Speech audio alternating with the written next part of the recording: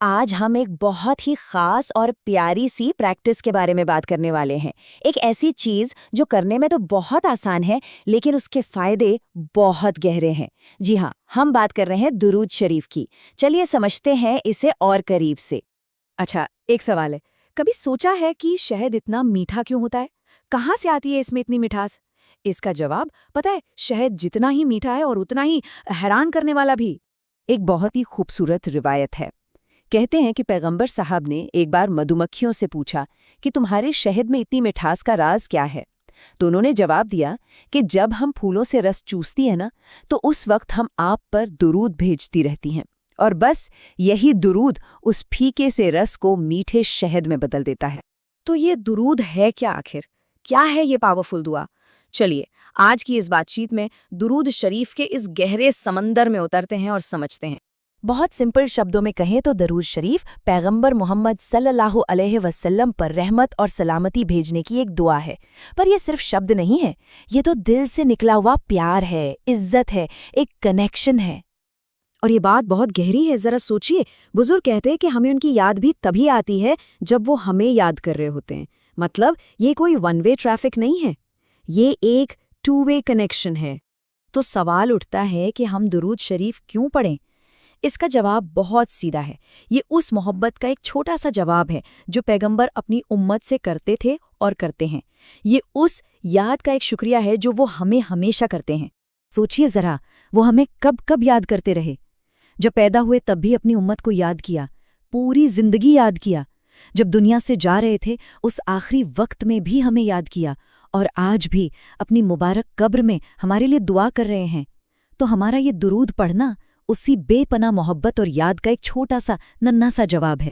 تو اب بات کرتے ہیں کہ اسے کیسے اور کتنا پڑھنا ہے، اور یقین مانیے یہ اتنا آسان ہے، اتنا سمپل ہے کہ آپ حیران رہ جائیں گے۔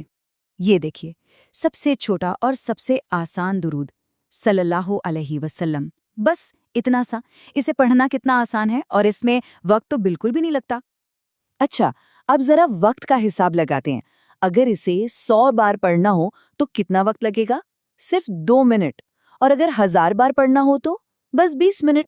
صرف 20 منٹ۔ سوچئے، ایک پورے دن میں 1440 منٹ ہوتے ہیں، ان میں سے بس 20 منٹ۔ کیا ہم اس ہستی کے لیے جنہوں نے اپنی پوری زندگی ہمارے لیے گزار دی اتنا سا وقت نہیں نکال سکتے؟ یہ 20 منٹ ہماری زندگی کو پوری طرح سے بدل سکتے ہیں۔ تو کوئی بھی اپنے لیے ایک چھوٹا سا گول سیٹ کر سکتا ہے۔ ایک اچھی شروعات کرنی ہے تو 313 بار سے کر سکتے ہیں۔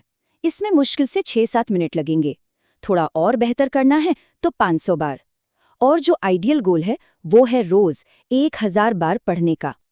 اب آتے ہیں سب سے انٹرسٹنگ حصے پر، اس کے فائدے۔ درود شریف پڑھنے کے فائدے اتنے ہیں کہ انہیں گننا مشکل ہے۔ اور یہ صرف آخرت کے لیے نہیں ہے، بلکہ ہماری اسی دنیا کی زندگی کو بھی سنوار دیتا ہے۔ دیکھتے ہیں کیسے؟ آسانی کے لیے ہم ان فائدوں کو 2 حصوں میں بانٹ کر دیکھ سکتے ہیں۔ ایک، دنیاوی فائدے جو ہماری روزمرہ کی زندگی سے جڑے ہیں، اور دوسرے، روحانی اور آخرت کے فائدے۔ تو دنیا میں کیا ملتا ہے؟ سب سے پہلے تو رزق میں، یعنی ہماری روزی روٹی میں برکت ہوتی ہے۔ جو مصیبتیں آنے والی ہوتی ہیں وہ ٹل جاتی ہیں، بڑی سے بڑی مشکل آسان ہو جاتی ہے، کاموں میں آنے والی رکاوٹیں دور ہوتی ہیں۔ اور پتہ ہے ایک اور خاص بات، درود پڑھنے والے کی زبان میں اللہ ایک ایسا اثر ڈال دیتا ہے کہ اس کی بات میں مٹھاس آ جاتی ہے، وزن آ جاتا ہے۔ اور روحانی فائدے وہ تو اور بھی گہرے ہیں۔ درود پڑھنے سے اللہ کا اور ان کے رسول کا قرب ملتا ہے، نزدیکی ملتی ہے۔ کہا جاتا ہے کہ جو روزانہ 1000 بار درود پڑھے گا نا، اللہ اسے دنیا سے جانے سے پہلے جنت میں اس کا گھر دکھا دیں گے۔ قیامت کے دن وہ پیغمبر کے سب سے قریب کھڑے لوگوں میں سے ہوگا، اور قبر میں اس کا جسم محفوظ رہے گا، کفن میلا نہیں ہوگا۔ یہ باتیں صرف کتابوں کی نہیں ہیں۔ درود کی یہ طاقت ہماری تاریخ میں بڑے بڑے بزرگوں کی زندگیوں میں صاف نظر آتی ہے۔ چلیے کچھ ایسے ہی لوگوں کے قصے سنتے ہیں۔ مشہور شاعر علامہ اقبال کو تو سب جانتے ہیں۔ ایک بار کسی نے ان سے پوچھا کہ آپ کی شاعری میں اتنا اثر، اتنی گہرائی کہاں سے آتی ہے؟ تو جانتے ہیں انہوں نے کیا جواب دیا؟ انہوں نے کہا، میں نے اپنے نبی پر 1.25 کروڑ بار درود پڑھا ہے، بس यही था उनकी शायरी की ताकत का राज। एक और किस्सा है ख्वाजा कुतुबुद्दीन बख्तियार काकी का। उनका रोज का मामूल था 3000 बार दुरूद पढ़ना। जिस दिन उनकी शादी हुई, उस रात वो मशगूलियत में अपना ये अमल करना भूल गए। अगली सुबह उन्हें ख्वाब में पैगंबर का दीदार हुआ, जिन्होंने उनसे नाराजगी जाहिर की। कहते हैं कि वो इतने रोए, इतने बेचैन हुए कि उसके बाद उन्होंने जिंदगी में कभी दुरूद पढ़ना नहीं छोड़ा। तो बात साफ है, दुरूद शरीफ सिर्फ एक दुआ नहीं है, ये एक तोहफा है, एक नजराना है जो हम हर रोज अपने नबी की खिदमत में भेज सकते हैं। तो अब ये सब जानने के बाद सवाल अपने आप से पूछने का है कि अपना ये सफ़र कहाँ से शुरू किया जाए। क्या एक अच्छी शुरुआत के लिए 313 बार से शुरू करें, या 500 का इरादा करें, या फिर हिम्मत करके रोज 1000 बार पढ़ने का अहद करें और अपनी जिंदगी को एक नई दिशा दें। चलिए इस बातचीत को हजरत कैफी मुरादाबादी के एक खूबसूरत शेर के साथ खत्म करते हैं, जो दुरूद की सारी अहमियत को अपने अंदर समेट लेता है।